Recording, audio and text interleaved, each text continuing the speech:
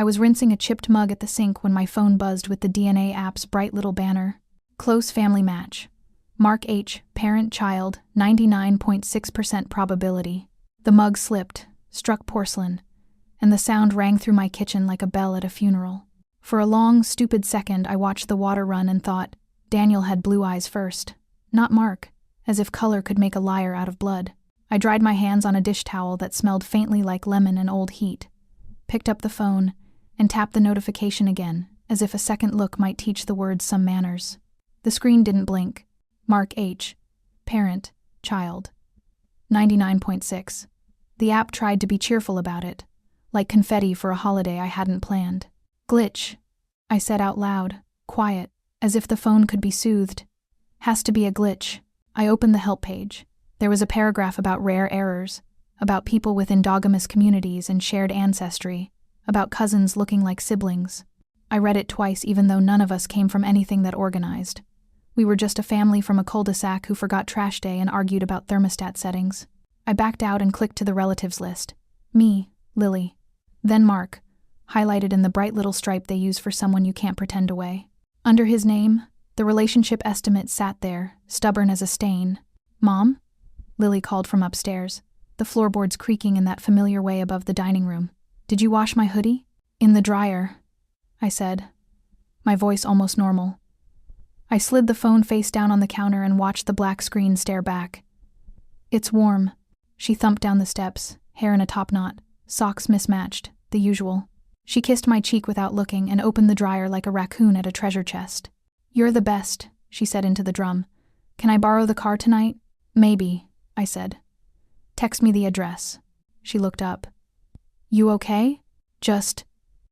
Coffee was strong, I said, and tried a smile that didn't quite fit my face. When she went back upstairs, humming, I flipped the phone over and tapped to Lily's profile. Last Christmas, she'd spit into a tube for fun and health traits. And what if I have Viking blood? I'd set up the account with her. I'd even checked the box that let me be notified about close family updates. The app had been a game until it wasn't. I scrolled to her paternal matches. The first name on the list didn't say Daniel. It said Mark H. Again, the same stupid stripe, the same percentage that didn't know how to whisper. I opened the Notes app. Call support, I typed. Ask for supervisor. Ask for reanalysis. Then I deleted it because I already knew what a supervisor would say. The decimal points weren't opinions. My hands needed a job. I wiped the counter twice, then moved to the drawer with the rubber bands and batteries and papers that didn't belong anywhere.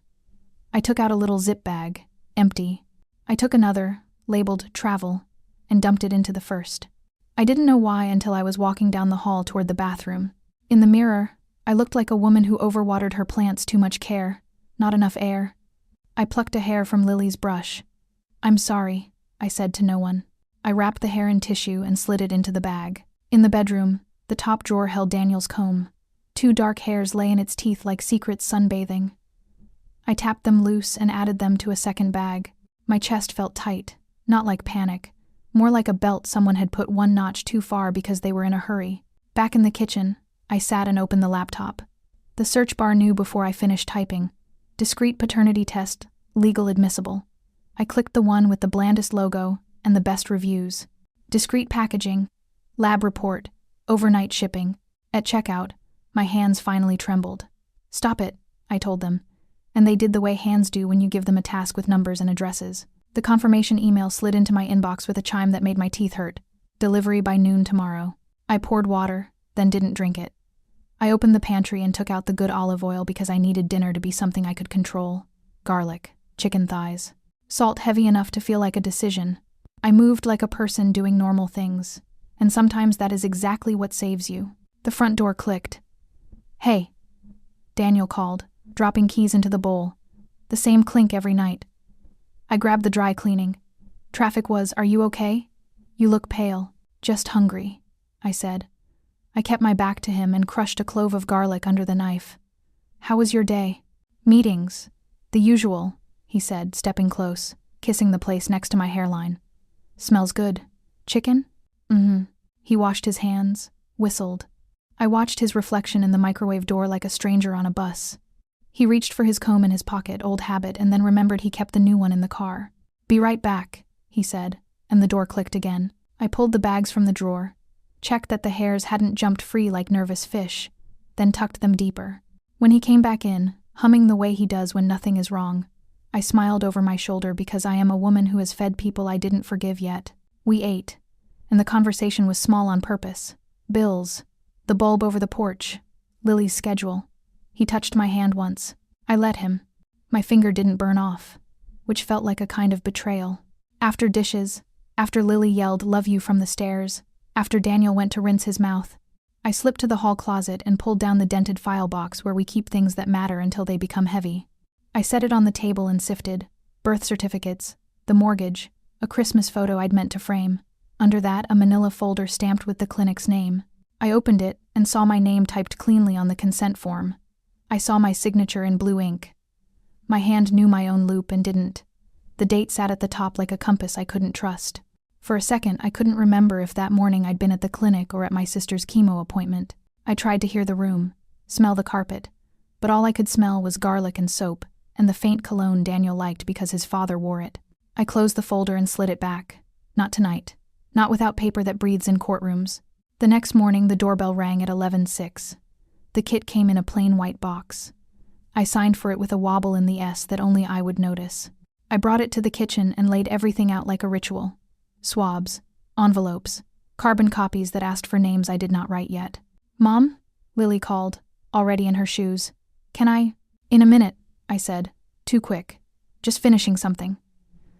I followed the instructions like they were law. Cheek, swab, rotate, air dry, seal. I labeled Lily's with a letter, not a name, because I couldn't stand to write hers next to a word like alleged. For Daniel, I used hair from his comb. The pamphlet said cheek cells were better. The internet said hair worked if the root was present. I picked at each strand with tweezers under the brightest lamp we owned until my neck ached. I folded the documents and slid them into the return envelope. When I pressed the glue with my thumb, the pad of it left a faint oval on the paper. It was only then that the shake found me. It ran up my arm like a cold draft under a door. I breathed, once, twice. I put the envelope in my bag. I slipped on shoes. I called out, "I'm going to the post office!"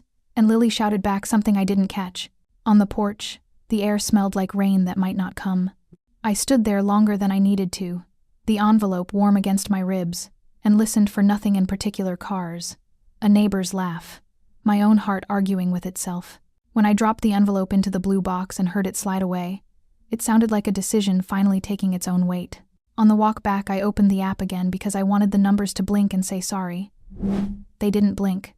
I tapped through View DNA Relatives, then Shared CM, then the raw data screen that looked like a bad quilt. Mark H. sat at the top with a bright banner, and the word Parent, Child. The help bubble tried to be kind, offering avuncular verses, parent explanations. The diagram showed what I already understood. This wasn't an uncle line. This was a straight road. Mark H., I said under my breath, trying his name against that label. My husband's brother. The app had no shame saying it out loud. I switched to Lily's profile and scrolled to the settings where I'd added myself as admin on Christmas. Her hair still glittered with tinsel and sugar, her laugh bouncing off the kitchen tiles. "So we can see health stuff," she'd said, dropping spit into a plastic tube like a dare. The relatives tab loaded. At the top, the same banner, the same math, a paternal link that pointed its whole hand at Mark and stepped around Daniel like he wasn't even in the room. My phone buzzed with a calendar alert I didn't remember setting. I swiped it away. "Fine," I told the screen. "If you want to be exact, we'll be exact." I drove to the pharmacy with the banal purpose of buying sandwich bags and breath mints, and came back with a rigid little list in my head. A new toothbrush for Daniel so I could switch his out without comment, a travel-size mouthwash I'd pretend was on sale, and cotton swabs for nail polish. At home, I put the fresh toothbrush in the bathroom cup and slipped the old one into a bag as gently as if it were sleeping. In our bedroom, I found the comb, his actual comb, and teased a single hair loose with the care I never gave to earrings. When Lily left for study group, I stood in her doorway and looked at the ridiculous museum of her life stickers on the mirror, bobby pins like tiny fish bones, the grape-colored lip tint she pretended she didn't wear every day. On the vanity, a cotton swab lay across a compact like a bridge. I picked it up with a tissue, slid it into a second bag, and told myself I wasn't stealing. I was rescuing something. I sat at the table with the laptop and searched for a test that would hold up in a room where people wore suits, not hoodies. Court admissible, I typed. Notary. The company I picked used the kind of font that tries not to scare anyone. Chain of custody, photo ID, fingerprint on the form, paper that looked like it would take itself seriously. The order page asked for 3 names. I entered mine. I typed Lily's initials instead of her name because writing it felt like hitting her. For the third, I stared at the blinking cursor until my eyes watered.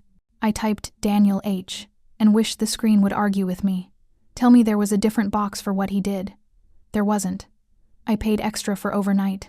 When the doorbell rang the next morning, Daniel was in the shower, and I had wet hands from the sink.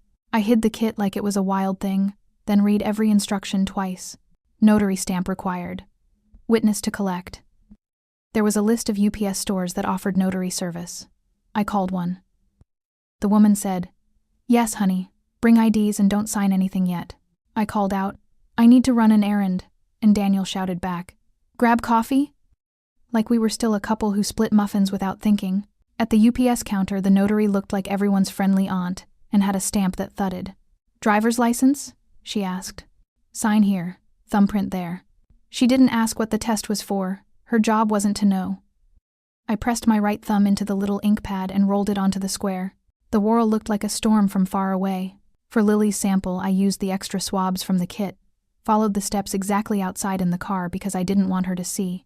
I'd tell her when I had something solid, not a nightmare dressed up as data. When she got home that afternoon, she flopped onto the couch and kicked her shoes off and asked, "What's for dinner?" And I said, "Leftovers," so my voice wouldn't shake on anything that mattered. That night, when the house breathed differently and the refrigerator hummed like a bass note, I stood in Lily's doorway again. She'd fallen asleep diagonally, one arm thrown over her head the way she did as a toddler after big days. I sat at the edge of her bed and stroked her hair, that dark rope I used to braid while she recited spelling words. "I won't break you with a rumor," I whispered into the part in her hair. "I promise." The wall across from us took the promise because there was no one else to hand it to yet. In our bathroom, the old toothbrush sat in the zip bag like a hostage. I labeled each envelope with tiny letters, M for me, L for her, D for him. I checked the forms again, the boxes for alleged father and child, words that made my skin prickle. In the hall, I heard Daniel cough in his sleep and turn over, the same sound he'd made for 15 years when he dreamed about nothing. I sat at the table with the instruction sheets and the swab envelopes like a woman sewing a dress she didn't want to wear. I took one last look at Lily's initials and at Daniel's name, at my own signature curving where it needed to. My thumb hovered over the flap. I sealed the envelopes. My thumb didn't tremble until I licked the flap. While the kit moved like a small moon through the postal system, I slipped backward into the older story because the present felt like a locked door. I remembered the first miscarriage by the way the doctor wouldn't touch the word. "Tissue," he said, offering a pamphlet. I bled through a towel on our couch and stared at a stain that never fully came out. Daniel stood in the doorway that night like a man waiting for bad weather to pass. "We'll try again," he said, as if the body were a machine you could restart if you found the right switch. "We could sit with it," I said, "just for a minute." He kissed my forehead and said, "I can't do the funeral talk," and went to fix the porch light. The second time, I folded the ultrasound picture into quarters and then into eighths because my hands needed to reduce something. Evelyn showed up with a casserole that weighed like an apology. "Hot dish solves what it can," she said, pressing her lips to my hair. "You'll keep the family line, dear. God will see it through." "What if God doesn't?" I said. She patted my arm the way you quiet a child in church. "Faith is a discipline." Daniel scraped his plate clean and thanked her like she'd delivered us. After she left, he stacked the Tupperware lids into neat colors. "Mom's right," he said. "This is a season. It's a body," I said, and he looked at the floor like it had insulted him. When the clinic brochures appeared on our coffee table, they looked like travel guides to a place you never planned to visit. A smiling couple on the front, a baby with a headband too large. We sat with a physician who spoke in measured sentences about options: donor sperm, anonymous, known, success rates, numbers that kept their voices down. "I want privacy," Daniel said before I even formed a thought. "Our business stays ours. The law prefers anonymous donors," the physician said. "Cleaner boundaries." "I don't want a known donor," I said. "Not a friend, not a relative. I don't want to run into my child's genetics at Thanksgiving. Of course, the physician said, clicking a pen. Anonymous makes sense for many families. Daniel's jaw worked. We agree on anonymous. I nodded because it felt like the floor we were given. Later in the parking lot, I said, if we do this, we do it together. No surprises. Together, he said, eyes on his keys. Always. We signed forms over 3 appointments. HIPAA, consent, disposal options. I tried not to read like a menu. The nurse pointed where to initial, and I initialed where I was told. Daniel held the pen like a tool he trusted and said, I'll handle the paperwork, the way men reach for a heavy box to be useful. On the morning of the insemination, I wore the softest leggings I owned and a sweater that felt like hiding. Daniel drove in silence, drumming the steering wheel to a song I couldn't hear. When we parked, he turned off the engine and said, I asked Mark to swing by. Moral support, you know. Moral support for you? I asked. For us, he said, too quick. He's in the area. Mark was standing by the elevator with a coffee he didn't drink. Hey, sis, he said, and the word landed wrong in my ear. He hugged me lightly, palms barely touching my back. You okay? I hate making a fuss, I said, and heard how much of me wanted not to be trouble. In the waiting room, Daniel filled out a clipboard with his body angled away like secrecy was a posture. I've got the forms, he said. Mark checked his watch, looked at the floor, said, traffic was a nightmare, even though he lived 10 minutes away. A nurse called my name. I'll go with you, Daniel said, standing. I'm fine, I said, because I was. Because I wanted to be. Because I had learned how to make myself small enough to fit the hallway. The nurse's hands were warm, and the room smelled like lemon and latex. You'll feel some pressure, she said, and I focused on a ceiling tile shaped like a state I couldn't name. When it was done, she handed me a tiny printed scheduler. Rest 5 minutes, she said. Then you're free to go. Free turned out to mean walking past my husband and his brother pretending to be wallpaper. You okay? Daniel asked. I'm starving, I said. Let's get pancakes. We did. And the syrup made everything seem normal for exactly 30 minutes. Years layered over that morning like clear tape. Lily grew, and I decided not to question the parts of our life that held together. When something in me finally needed proof, I went to the hall closet and pulled down the dented file box I'd been avoiding since we moved here. It rattled with every version of us. At the table, I sorted stacks into neat little families. Taxes, insurance, the cheap certificate from our beach rental that said we'd won a sunset. At the bottom, a folder with the clinic's name. I inhaled and opened it like a letter from a person you loved once. Consent forms sat in plastic sleeves, photocopied, dated, my name typed, clean. My signature on lines I remembered. Then another form I didn't remember at all. Directed donor consent. My name, again, the line for known donor. A blank where the donor number should have been. The witness line signed by someone whose name pinged at the edge of memory. The pen color was different, the pressure heavier, the loops too confident. I brought the page up close until the letters blurred. Did I sign this? I asked the quiet room. My mouth tasted like metal. The loop of my first initial looked right. The flick at the end looked right. But the spacing was wrong. The angle leaned left the way Daniel's did when he rushed. I set it down, picked it up, set it down. The paper felt warm from my hands, like it had a pulse I didn't want. Evelyn's voice arrived from a year I couldn't place, keeping the family line. Daniel's from the parking lot. I'll handle the paperwork. Mark's from the elevator. You okay? No, I said to the page. I wasn't. I held the consent at the corner, the way you hold a spider you don't want to crush. The signature looped like mine, but the pen strokes felt like a stranger wearing my skin. The results came on a Thursday in an envelope that had weight to it, the kind with a seal that wanted you to behave. I signed for it and stood at the counter with a knife I didn't remember picking up. The paper inside was thick, the language boring on purpose, the kind courts understand. I read the lines twice, then once more for the part of me that still begged the universe to be sloppy. I set the papers on the kitchen table and waited for the garage door to finish its song. Daniel came in loosening his tie, the everyday man, the bowl for his keys already waiting. Hey, he said, then stopped when he saw my face. What's wrong? Sit, I said. Read. He pulled out the chair like he was humoring me. He glanced at the first page, saw the words paternity and results, and tried a smile I'd have forgiven last year. These kits are wrong all the time, he said, leaning back. You know that. They're for entertainment, babe. Not a kit, I said, and laid the lab letter on top so he couldn't miss the seal. Chain of custody, notary, thumbprints. This is the part where entertainment ends. He looked from the seal to me like one of us had made a mistake in costume. His eyes did that flicker I recognized from traffic stops calculating distance, options, the speed of the truth. He flipped a page. Excluded, he read, the word tinny in his mouth. He tried again, quieter. Excluded. His face moved through disbelief into anger like a train through stations he didn't plan to visit. They messed something up, he said. Hair samples can be contaminated. You know that. I used your toothbrush, I said. The notary watched me seal it. The clerk watched me mail it. If they messed up, the chain is long enough to yank. He shut his eyes and opened them.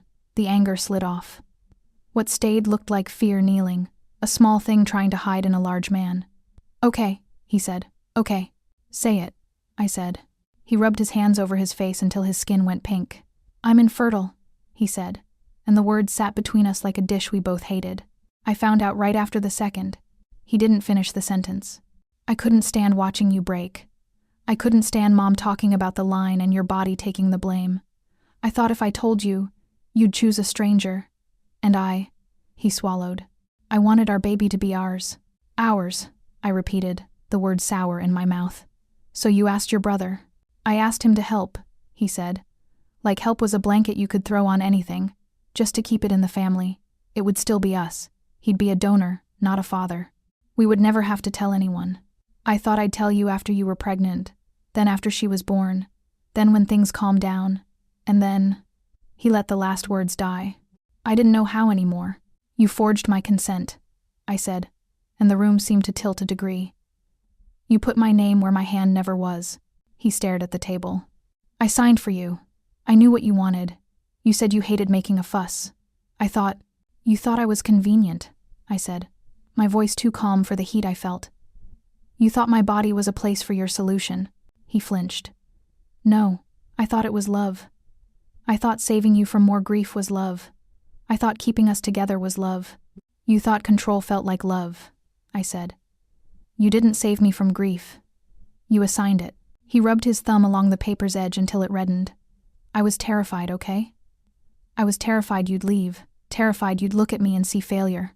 I heard you say no to a known donor, and I heard no to my brother as a technicality. I thought if it worked, you'd forgive the process. My no was English, I said, not a technicality. He stared at the letter as if the ink might rearrange itself into a better story. Mark thought you knew, he said, the sentence limp. Did he? I asked. He thought I knew my signature without my hand? He thought he was helping a couple who told the truth to each other? He trusted me, Daniel said, which sounded as bad out loud as it felt in my head. Did your mother trust you too? I asked, and he blinked to tell like I'd turned on the kitchen light in someone else's house. He pressed his lips together. She wanted what was best. She knew we were trying. She said family helps family. He let out a breath. She said you'd be grateful later. I looked at his hands, at the band of his ring leaving a pale circle he couldn't tan out. I carried Lily, I said. I bled her into the world. You touched a pen and called it equal. Don't say it like that, he said, voice breaking. Don't make me a villain. I was drowning. I reached for the nearest thing. You reached for me, I said, and used me like a life raft. He shook his head hard enough that his hair fell out of its neat part. I love you, he said. I loved you then. I was trying to fix it. I was trying to make us a family. You wanted a baby and I wanted to give you one. You wanted to give yourself a version of a baby you could live with, I said. You wanted her to look like the pictures on your mother's wall. He swallowed and stared at the letter's seal again, as if it might tell him what to say next. I'm sorry, he said, finally, soft as a bruise. I am. I didn't know how to tell you without losing you. You lost me the minute you decided I didn't need to know, I said, and the quiet that followed felt like a room after a door closes. He reached across the table but stopped short, fingers curling into his palm like something trained out of touching. I did it for us, he whispered, and I understood he meant he did it for himself. I texted Mark because I didn't want Daniel in the room when I learned how deep the rot went. Tonight, Emerson's, I wrote. He sent back, okay, like a man agreeing to a weather report. The bar smelled like lemon oil and old wood, the kind of place where conversations soaked into beams. He was already there, at a corner table with his hands wrapped around nothing. He didn't order a drink until I sat. It felt like a courtesy and a trap. "Thanks for meeting me," he said, eyes on the coaster. "Order," I said. "You're making the ice nervous." He signaled the bartender and asked for a whiskey he thought sounded grown. I asked for club soda because I needed a clear head and a glass to hold. When our drinks came, he said, "I don't know where to start." "Try the truth," I said. He nodded like we were in church and he'd been called on. "Daniel told me after the second time," he began, voice low, "about the tests, about the numbers. He was wrecked, and he doesn't do wrecked. He does control," I said. "He asked me to help," Mark said, not meeting my eyes. "He said you both decided to keep it in the family, that anonymous donors felt wrong. He said you wanted a connection. He said you hated the idea of some stranger out there." "Did he show you my face while he said it?" I asked. "My actual mouth forming those words?" He winced. "He showed me paperwork. A consent form with your name. A witness." I believed him. I believed you. He swallowed. "Evelyn said it was a blessing." "Evelyn blesses casseroles and bloodlines," I said. "She doesn't bless women." He looked up then, startled, like he'd never heard his mother described that way. "She thought she was helping," he said, and hearing the past tense in his mouth made me want to laugh. "Did you think I'd just forget who fathered my child?" I asked. "Did you think biology could walk into my house wearing a hat, and I wouldn't notice?" "I thought you knew," he said softer. "I thought we all agreed, and then I stayed away. On purpose. I didn't want to feel something I couldn't lawfully have." "Lawfully," I repeated, rolling it on my tongue. "Like you were a man who respects lines." He spread his hands. "Empty. I never bought her a birthday gift. I never took her for ice cream. I never posted a photo. I didn't even add Daniel on that app because the whole thing felt like a live wire." "You were careful," I said. "How noble." He shook his head. "Cowardly," he said, and for a second I believed him. "I was scared. Of you. Of ruining Daniel's life. Of wanting something that wasn't mine." "Lily isn't a something," I said. "She's a person with a laugh and a temper and a left dimple that shows up when she's pretending not to cry." "I know," he said, and the way his voice broke told me he'd cataloged all that from the doorway, from holiday tables, from the edge of a soccer field like a man waiting for a bus he wasn't allowed to board. "That's why I stayed far. I was trying to do the least harm." "You already did the harm," I said. "You just tried to hide the bruise." He rubbed his forehead. "I'm sorry," he said. "I know that doesn't fix anything. If you'd thrown that glass, I would have let you." "I'm not here to make you feel punished," I said. "I'm here so no one gets to pretend this was a miracle we don't understand." He nodded, eyes glossy. "Do you hate me?" The answer leapt up first and then sat back down. "I almost do," I said. "But hate is too clean. This is messier." "We were stupid," he said. "We thought intention would cover everything. Daniel said it was love. Daniel calls lots of things love," I said. "Usually when they benefit Daniel." "I should have asked you," he said. "I should have walked up to you like a man and said, 'Do you want this?' And you would have said, 'No,' I said, and he flinched, like hearing the answer he'd avoided all these years burned more than he expected. He lifted his glass, then put it down without drinking. "I need you to know I never wanted to be her father. I wanted you and Daniel to have what you wanted." "What he wanted," I said. He looked small then, an older copy of Daniel with softer edges, and the same mistake. "I know you don't owe me anything," he said. "If you ask me to stay away forever, I will. If you ask me to show up only when she asks, I will. If you tell me to sign something that says I won't." "Stop," I said. "Don't make promises to me about her. She decides. Not you, not me, not your mother's dining room." He breathed out. "Okay. I need 2 things from you," I said. "The first is honesty. Not the kind that waits for 15 years. The kind that answers the question asked." "And the second?" he asked. "Paper," I said. "Documents. Whatever the clinic has. Whatever you signed. Names. Dates. The truth that doesn't evaporate when you get nervous." He nodded slowly. "I can get that." "Good," I said, "because I'm done living in a story someone else scripted." He stared at the condensation ring his glass had made, and traced it with one finger like measuring a circle he could never finish. "Do you want me to tell her?" he asked. "No," I said. "I tell my daughter the things that can break her. I do it in my voice." He nodded again.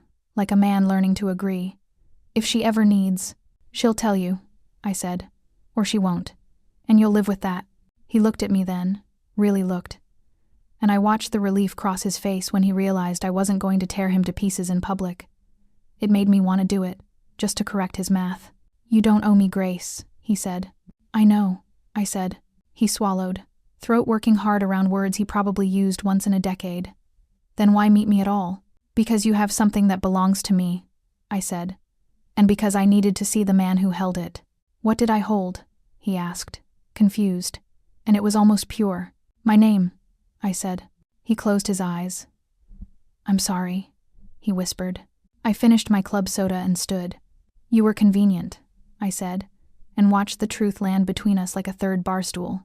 I drove to Evelyn's because I was tired of talking to men who mistook fear for love. Her porch pots were lined up like soldiers, and the bell still chimed the way she liked, neat and cheerful, no matter who rang it.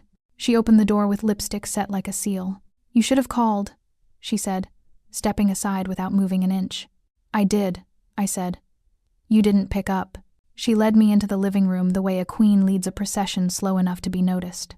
The portraits watched from the walls. School photos, military photos, a wedding where she looked 20 and bulletproof. Blue eyes everywhere, the family jaw copied and recopied like a stamp. Tea? She asked. No, I said. I won't be long. She sat on the sofa and placed both hands on her knees. Daniel told me you're upset. Daniel understates, I said, setting my bag on the coffee table. I'm here about Lily. Evelyn tilted her head. Our Lily, she said, owning the pronoun like a deed. Mine, I said, and pulled the folder free. And yours, if by ours you mean you and your sons and your clever plans. She smiled like we were play acting. I know this is hard. But look at her, she's perfect. God was generous. God had help, I said. I slid the top page toward her. Read. She didn't touch the paper. I don't need to. I know what it says. It says Daniel is excluded, I said. It says Mark is not. She sighed, small and theatrical.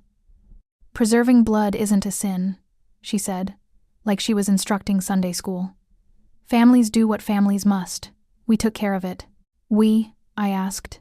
She held my gaze. Daniel needed support. Mark was willing. I made sure the clinic understood the situation. As in, you found a witness who would sign a thing I didn't, I asked. Don't be crass, she said.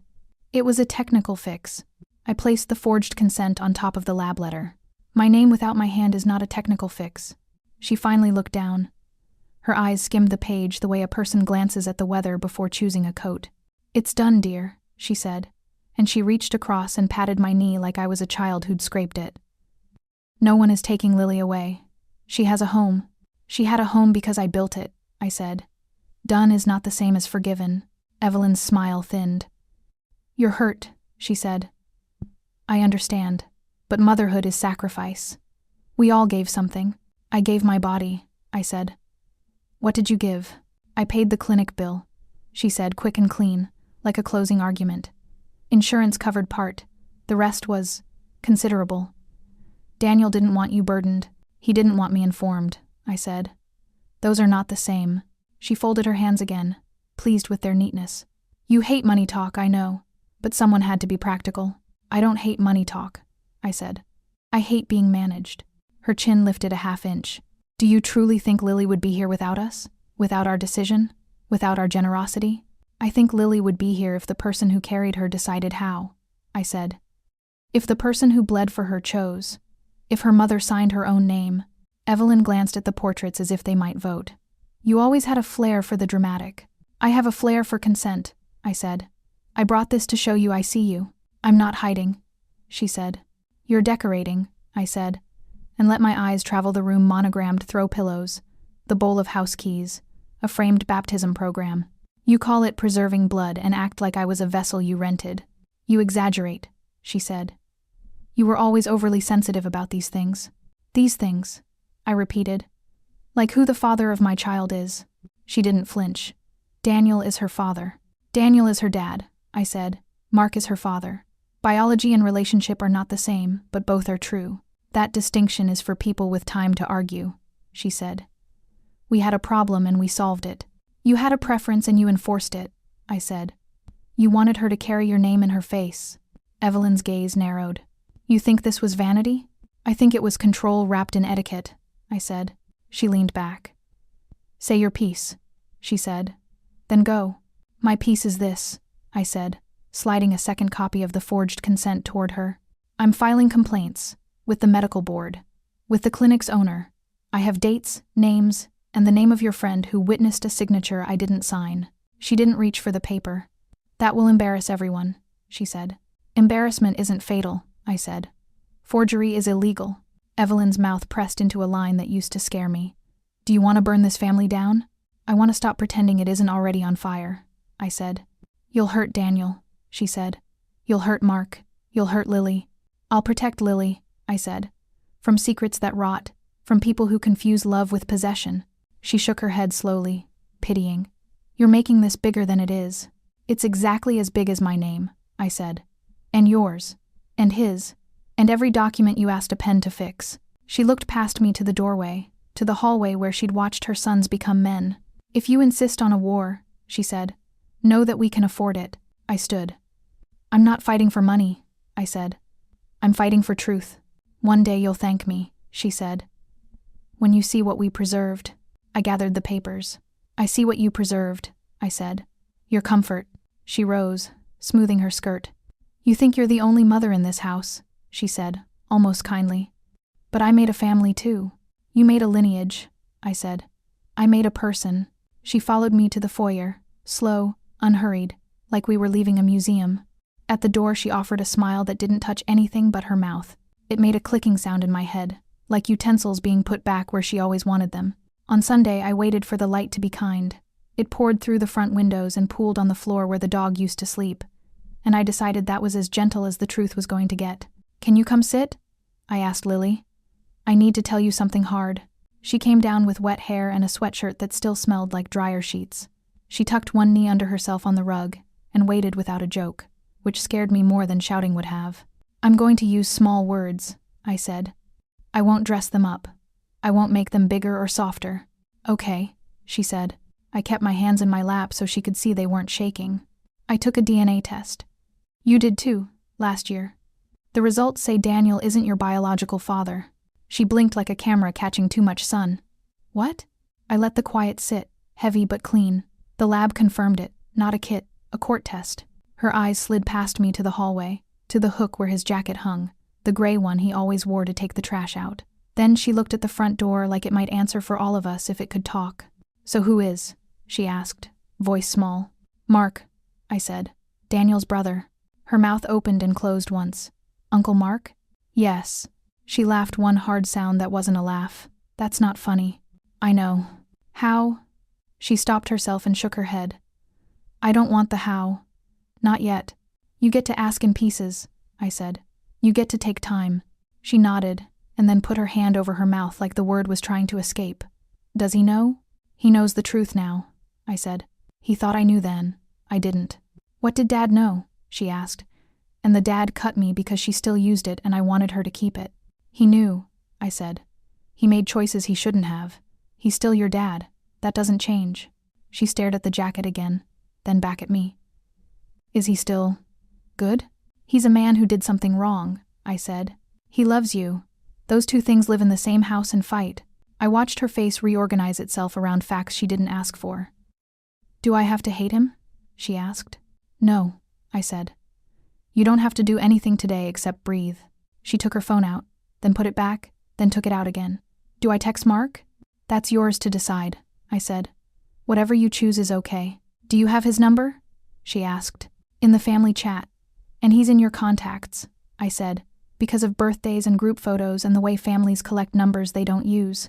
She opened the thread and typed something I couldn't see from where I sat. I looked away on purpose. I'm sending, can we talk? I found out, she said. Is that dumb? It's honest, I said. She hit send. The bubbles came fast. Then a whole block of gray filled her screen. She turned the phone face down on her knee. Do you want me to leave the room? I asked. No, she said. But don't read it. It's mine. She slid the phone toward me a few inches like a trust exercise. I kept my eyes on her face. She picked it back up, opened the message, skimmed, and made a small sound that made me want to find every adult in this story and make them listen to it on a loop. "He says he's sorry," she said. "He says he thought you knew. He says he stayed away on purpose. He says he'll do whatever I want. He says he'll disappear if that helps." "Do you want him to disappear?" I asked. "I don't know what I want," she said, and then she folded like a bridge and came into my arms. She sobbed into my shoulder, the kind of cry that starts in the bones and shakes all the names out of you. "I'm here," I said. "I'm here. I'm here." "Who am I now?" she asked into my shirt. "You're Lily," I said. "You're the same girl who eats cereal on the stairs when she can't sleep. The same girl who hums in the shower and thinks we can't hear. The same girl who forgives the dog faster than she forgives herself." She hiccuped a laugh and wiped her face with her sleeve. "Do I tell Grandma?" "Not today," I said. "Not because she earned it, but because you deserve a quiet Sunday." "Does Dad know I know?" she asked. "Not yet," I said. "We'll tell him when you're ready. We'll tell him in a way that protects you." She looked at the door again. "Is he coming home soon?" "He's at the hardware store," I said. "He said he'd be quick. We can go for a drive if you want." She shook her head. "I don't want to hide." "Okay," I said. She picked her phone back up and typed with both thumbs, then stopped. "What do I say to Mark?" "Say what's true," I said. "Say what you want. Or say nothing. Silence is also a sentence." She typed 3 words and showed me without letting me read the paragraph above. I wrote, "Not yet," she said. "Is that allowed?" "Everything you choose right now is allowed," I said. She leaned into me again, lighter this time, her weight finding the place it had known since she was small. "I feel like a secret," she said. "Like everyone knew something about me except me. I hate that for you," I said. "But it doesn't change the girl in this room. It changes the adults." She inhaled, deep, and when she exhaled, her shoulders lowered. The sunlight slid across the floor until it touched our feet. "If I'm a secret," she whispered, "then we make me true." On Monday, I opened my laptop and typed "family lawyer and medical consent" until the screen gave me a woman with a tidy bun, a porcelain dish of tissues, and rage in color-coded folders. She shook my hand and said, "Tell me from the top. I'll make it boring in the right places." I told her. The app, the lab, the forged consent, the elevator where Mark held a coffee he didn't drink. She listened like a metronome, steady, only nodding when the facts needed air. "We start with records," she said, already dialing. "Compliance, not customer service." A woman from the clinic answered in a voice built for apologies. "This is April in records." "My client needs the full file," my lawyer said. "Audit trail, witness list, donor logs, IP stamps, anything with her name and a date." April said, "Of course." And I heard papers shuffle like guilt looking for a coat. "Give me 48 hours. Try 4, my lawyer said, and hung up. She turned to me. "Do you have proof you weren't there when they say you were?" "My sister's chemo," I said. "I've got texts, photos, a parking garage ticket, a nurse who still sends me memes." "Good," she said, writing like she was carving. "We'll need all of it." The email came by evening with a PDF that clicked open like a basement door. The audit trail showed edits on the consent 2 days after we signed. The witness line carried a name I recognized from Evelyn's Christmas cards, Dr. Larkin, the woman who brought cranberry relish and called me dear, like I was losing a race. My lawyer called April back on speaker. "Walk me through this witness attestation." April exhaled. "There appear to have been procedural irregularities. A courtesy witness was added by an affiliated physician when the patient was..." She stopped. "It shouldn't have happened that way." "On what date?" my lawyer asked. "June 9th, April said. "June 9th, I said, my voice doing that thing where it tried not to shake and lost. "I was at the oncology wing from 8 to 12 a.m. to 4:37 p.m. I have the bracelet in a drawer." "We're very sorry," April said. "This will be escalated." "Escalate it to the medical board," my lawyer said, ending the call.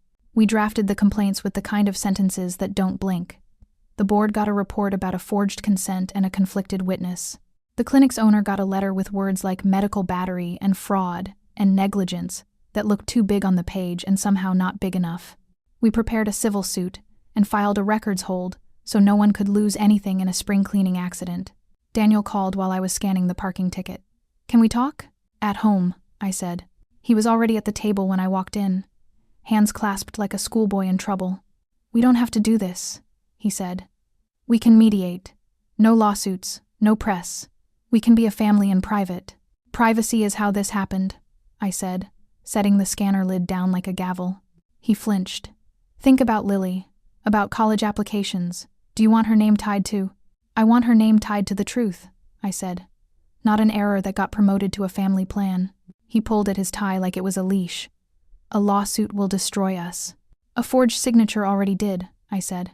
He tried a gentler tone, the one he used whenever he wanted something to be smaller. We can sit with a mediator. We can say mistakes were made. We can apologize and make it right, quietly. You want a settlement without a story, I said. You want to buy silence like peace. I want to protect what we have left, he said. What we have left can't breathe under a blanket, I said. He rubbed his temples. This will ruin my job, he said. It will hurt Mom. Mark, everyone.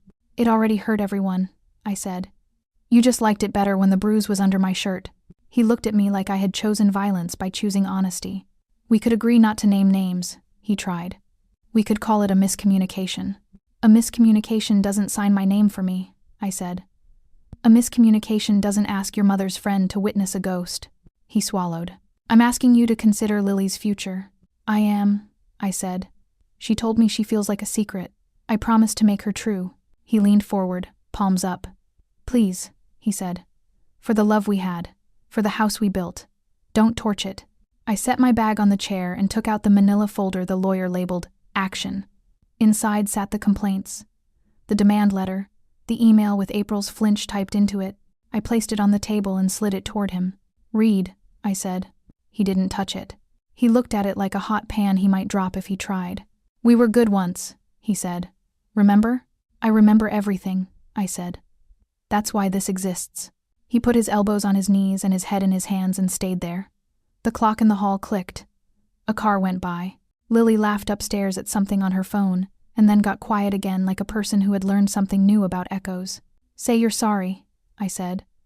Say you did it, and it was wrong, and you know it. He lifted his face.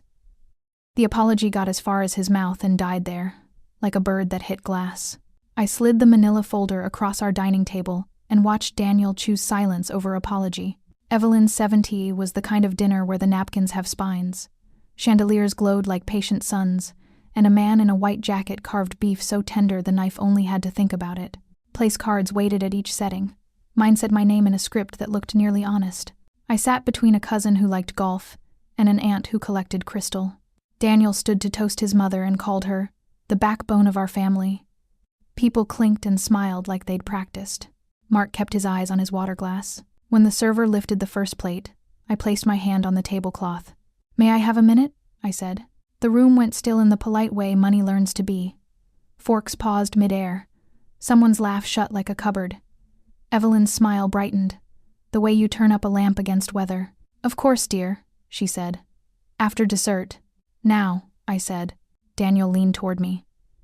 This isn't the place. It's exactly the place, I said. I stood. My napkin slid into my chair like a surrender flag. I want to tell the truth, I said, not raising my voice. I will not be long. No one told me to sit down. That's the thing about performance, you can keep it going, or you can let the audience choose discomfort. I reached into my bag and laid a copy of the forged consent on the linen, the seal and the neat lines and my name without my hand. It looked too heavy for a tablecloth and not heavy enough for what it was. 15 years ago, I said, a document was witnessed saying I agreed to use a known donor. I did not sign it. I was at my sister's chemo appointment. The clinic has admitted procedural irregularities. The witness was a friend of this family. Evelyn didn't glance down. Not tonight, she murmured, without moving her lips. Tonight, I said, because pretending has been the family hobby, and I'm late to learning a new one. Mark swallowed. Daniel's jaw clicked once, a small sound that used to mean he'd decided something for us. He didn't speak. Lily learned last week that Daniel isn't her biological father, I said. Mark is. I let the sentence sit. She is loved. That part is not up for debate. A cousin said, Jesus, like he was asking for more bread. My aunt reached for her necklace. The adults in this room made decisions with my forged name, I said. Here are the terms to make any of it survivable, Daniel whispered. Please don't, without looking at me. I kept going. First, an independent trust for Lily, separate from any family vehicles or strings. Her future belongs to her, not to your opinions. Evelyn's fork touched porcelain. We've always taken care of Lily. You've managed Lily, I said. There's a difference. Second, I said, the clinic will fund a scholarship for donor-conceived families testing, counseling, legal consults for people who can't afford what we had the privilege to ignore. I nodded at Mark, at Daniel, at the carved beef. Our mistake does not get to sit alone and be special. A nephew said, Is this legal? To no one in particular. Third, I said, a public apology. Names named. From the clinic. From the physician who witnessed what she didn't witness. From anyone in this family who participated in the plan, endorsed it, or benefited from my silence. Public?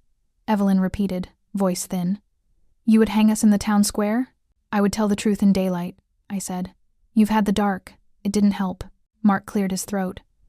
I've signed, he said, voice hoarse. He held up a folded paper like it might bite. A voluntary acknowledgement of genetic paternity. No custody claim. No support demands. I'll show up when Lily asks. I'll stay away if she says so. He looked at me, then at the table. I mean that. Someone whispered, My God, like they'd only just met him. Evelyn stared at me, and for the first time since I'd known her, I saw her look small. You would break Daniel's heart at my birthday dinner? She asked. He broke it himself, I said, and took off my wedding ring. It felt lighter than it should have after all those years. I am returning this to where it was always meant to sit. Daniel was breathing too fast. Don't make a scene, he said.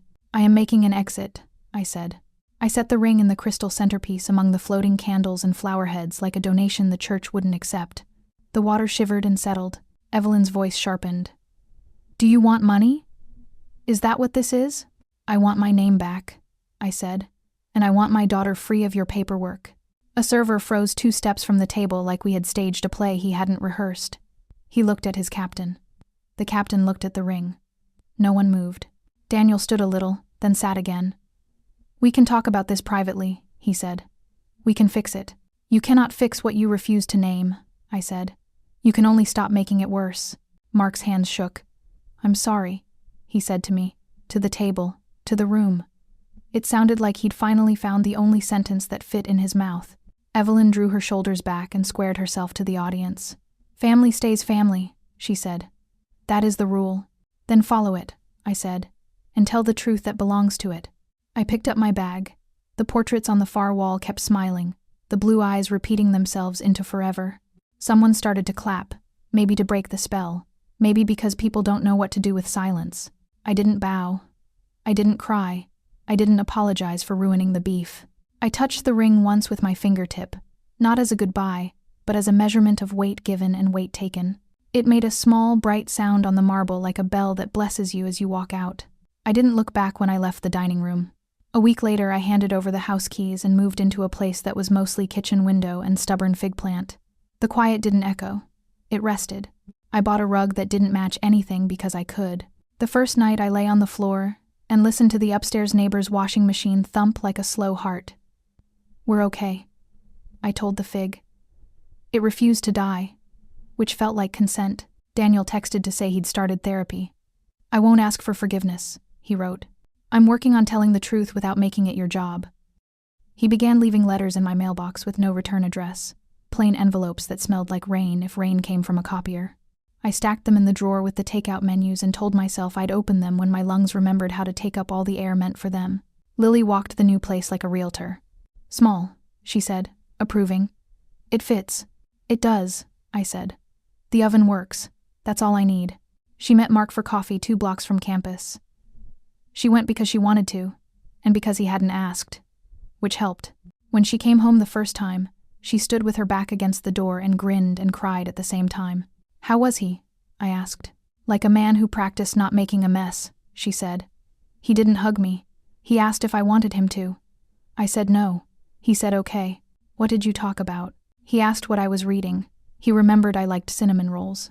He cried once and then apologized for crying and then apologized for apologizing, she said, rolling her eyes. I told him to get better at that. She went again 2 weeks later. She came home with a new question and a steadier spine. Do I laugh like him? She asked, leaning on the counter while I washed a bowl. You laugh like you, I said. You laugh like someone who learned the world won't end if it hears you. She opened a cabinet and closed it again, thinking, Teach me the roast chicken, she said. I want to know the thing you know how to make. Tonight? I asked. Tonight, she said. We patted a bird dry and salted until it looked like it had been caught in weather. I showed her how to tuck lemon and garlic under the skin without tearing it. She flinched, then didn't. It's weird to touch something and know it will be food, she said. It's weird to touch something and know it will be anything, I said. And we both laughed because the truth snuck in and stole a chair. She slid the pan into the oven and set a timer that didn't need setting. Mark said he'll sign anything I ask, she said. I told him to sign something that says he doesn't own me. He already did, I said. And he will again if you ask. Dad texted me today, she said, softer. He asked how I slept. How did you answer? I said, better. He wrote, good. Then a period. He's learning punctuation. We ate on the floor because chairs felt performative. The chicken tore like wet paper. She chewed, eyes closing, and said, okay, that's annoying. It's better than his. It's ours, I said. The lawsuit settled in a conference room with gray carpet and coffee no one drank. My lawyer slid papers like playing cards. The clinic's attorney used the phrase deep regret 3 times and kept refusing to look fully at my face. When it was done, my hands shook anyway. You're allowed, my lawyer said, and pushed the porcelain dish of tissues closer without making it about pity. The apology went online in a font that looked almost human, rounded letters pretending to be kind. We regret the procedural irregularities. We regret the breakdown in protocol. We regret the harm. My name appeared correctly spelled. The witness doctor's name appeared too. I printed it and taped it to the inside of a kitchen cabinet behind the spices, a private exhibit in a museum of things that should never have happened. Daniel called once and let it go to voicemail. I'm in therapy, he said again, like someone naming a new country. I'm learning about consent. I'm learning about control. I'm not asking for anything. I wanted you to know I am trying. I didn't delete it. I didn't listen twice. He sent another letter, then another. One envelope had a napkin from the bar where we first danced, folded around a note. I held it to my face like a person trying to identify a scent, and then set it back in the drawer. Breathing came easier when I stopped making it a test. Lily started leaving me little lists on the fridge, things I know about me. She wrote, I hate mushrooms, and I like this apartment, and I'm not a mystery. One night she added, I want to see the file. And I said, okay. Because I had learned not to hide the papers that belonged to her life. We sat at the table with the manila folder and the audit trail, and the letter with the font that wanted to be kind. She traced her finger along the dates like reading Braille for a story she half remembered. This is ugly, she said. It is, I said. And it's done, she said, and looked up like she dared me to contradict her. It's moving, I said. Sometimes that's better than done. She smiled with half her mouth. My mouth. I have Mom's smile. She typed into her notes app and showed me, pleased. Outside, someone's radio played a song from a summer I didn't know anymore. The fig plant leaned toward the window like it had an opinion. In the doorway, Lily leaned too, watching me clean the counter the way I do when I'm thinking. You're doing that thing, she said. What thing? Making a list in your head while your hands pretend to be busy. I am, I said. It's a good list today. What's on it? She asked. Salt, lemon, boundaries, rent paid, you safe, I said. That's a good list, she said, and laughed. The easy kind that doesn't worry if anyone hears it. I watched Lily laugh in the doorway and thought, blood tells a story. But we wrote the ending with our hands. Holidays came anyway, softer around the edges than the years before. We didn't drag the old boxes out of storage. We bought a pack of cheap, clear ornaments and a paint pen from the dollar aisle. Lily wrote the year on each one in big, wobbly numbers. Mine shook on the last digit. It looks like it's dancing, she said, and we decided that was the point. We made new rituals because the old ones felt like costumes. Early walks before the neighborhood woke hats, bad coffee, pockets full of our hands. We named porch cats and raided wreaths and came home to heat that clicked on like a promise. Too much ceremony makes people lie, I said. Okay, she said. Less ceremony, more honesty. She wrote it on a sticky note and put it on the fridge like a law. She tried a pie recipe she found online and burned the crust until the smoke alarm flexed its power. We stood on chairs and waved towels at the ceiling. We can still eat it, she said, and we did. It tasted like oranges and almosts. She grinned with blackened flakes on her lip. We're thriving, she said, dead serious. On the couch that night she asked, do you miss him? I miss the marriage I thought I had, I said. Not the man who tried to purchase certainty with my body. She nodded like that answer fit in the drawer where she kept her socks and spare chargers. Good, she said, because I don't know how to miss that version either. Mark learned how to send updates without turning them into confessions. A short text, filling out the medical history portal. Added everything. Can I share login? Another. In town Friday. Available if she wants coffee. Silent if not. Once he emailed a scanned baby picture of himself and wrote, only if she asks. He stopped telling me how sad he was. He started telling me where the paperwork lived. I read his messages out loud sometimes so the heir could carry the responsibility, not me. He's learning, Lily said, listening. He is, I said. You're allowed to ignore him and still be kind. Daniel learned how to wait in his truck. He texted from the curb. Outside, if it's okay. The first time, I stood on the porch and watched him practice humility with his hands on the steering wheel. He didn't get out until Lily opened the door. 2 minutes, she called over her shoulder to me, and I pretended to wipe the lock with a cloth so she had an audience if she needed one. Hey kid, he said, voice steady in a way I didn't recognize. Hey, she said. They talked about finals and the coffee shop with the bad muffins, and the fact that the neighbor's new dog wore socks. He said goodnight, and she said it back, and he stayed in the truck. After, she slipped her hand in mine and squeezed once.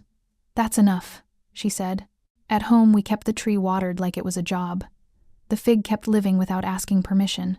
I took the stack of Daniel's letters out of the drawer one morning and held them without opening them, a kind of handling that felt like grief with manners. I put them back. Not yet, I told the wood. On a cold Thursday, a thick card arrived in the mail with an embossed wreath and 3 hand-printed words inside, for what it's worth. No names, no apology, just a photo of Evelyn in a red sweater, her head a little lower than usual, her earrings too heavy for her ears. She looked small in a way I had never seen, like someone had accidentally put her through the wash with the wrong setting. Lily turned the card over. Do we respond? She asked. I don't owe her a reply, I said. You don't either. She wrote something, Lily said. She did, I said. Sometimes that's as far as people get. We went to the grocery store and bought too many tangerines and a loaf of bread we didn't need. In the checkout line, a toddler screamed about marshmallows and then fell asleep leaning upright. Holiday spirit, I said. Peak, she said, smiling. Back home, we threaded popcorn while watching a movie where everyone forgave each other in 90 minutes. Lily paused the screen. Do you think forgiveness has an expiration date? She asked. I think consent doesn't, I said. And honesty shouldn't. She nodded. Okay.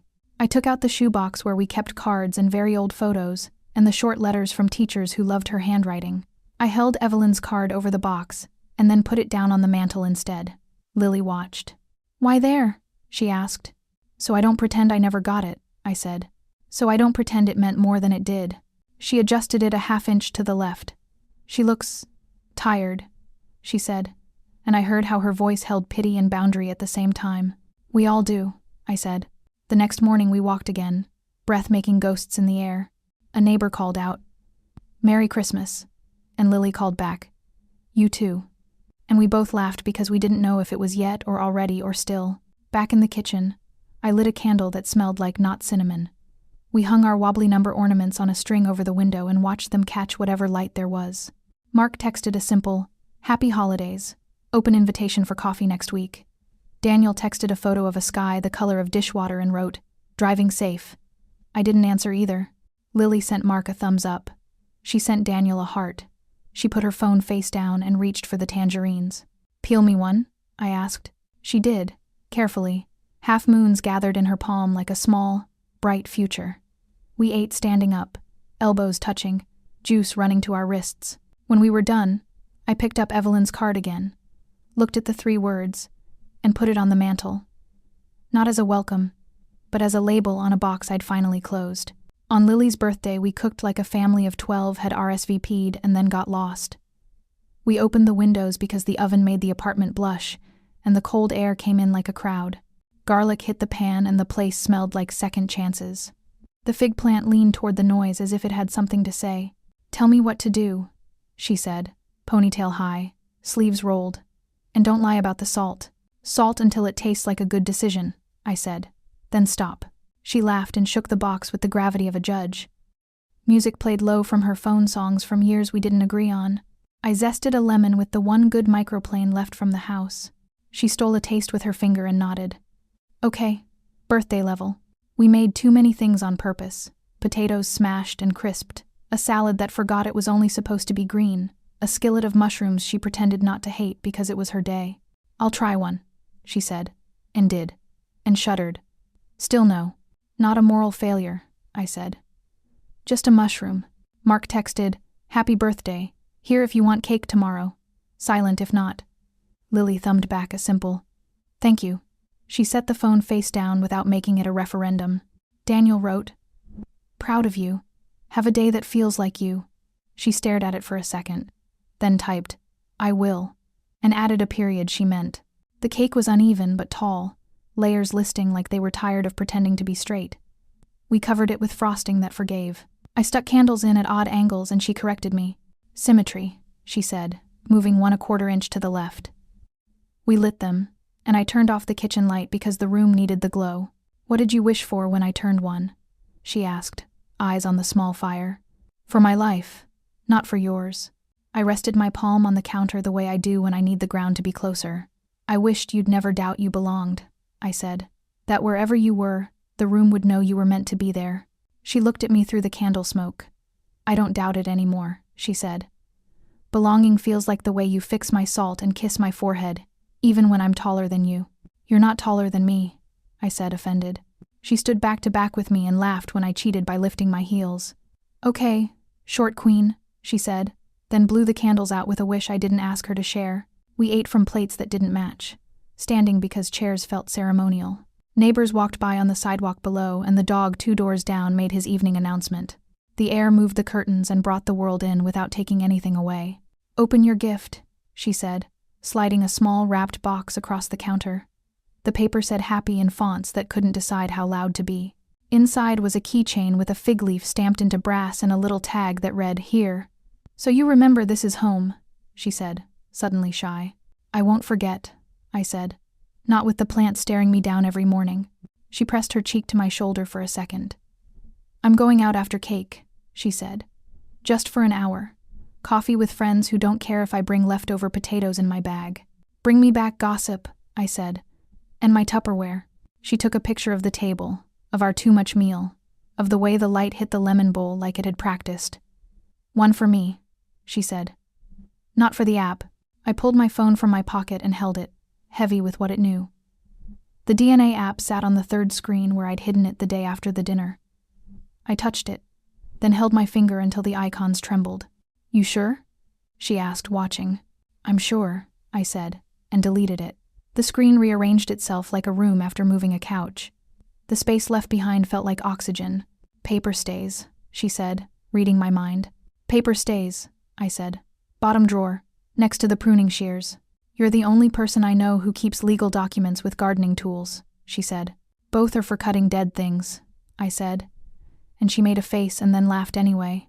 We cut cake and pretended it needed fixing with more frosting. She put 2 pieces on a plate and said, For the neighbors. She pulled on her boots, grabbed a sweater, and paused at the door. Thanks for making too much, she said. It's the only way I know how to celebrate, I said. Abundance without apology.